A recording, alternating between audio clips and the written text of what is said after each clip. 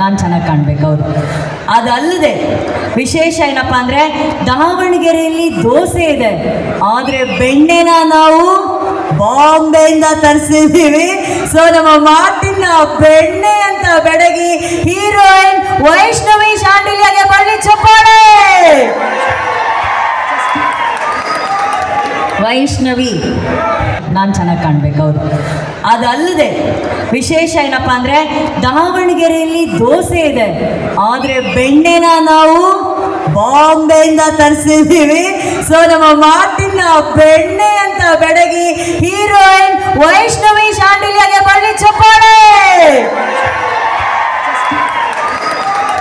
ವೈಷ್ಣವಿ, ನಾನು ಚೆನ್ನಾಗಿ ಕಾಣಬೇಕು. ಹೌದು, ಅದಲ್ಲದೆ ವಿಶೇಷ ಏನಪ್ಪ ಅಂದರೆ ದಾವಣಗೆರೆಯಲ್ಲಿ ದೋಸೆ ಇದೆ, ಆದರೆ ಬೆಣ್ಣೆನ ನಾವು ಬಾಂಬೆಯಿಂದ ತರಿಸಿದ್ದೀವಿ.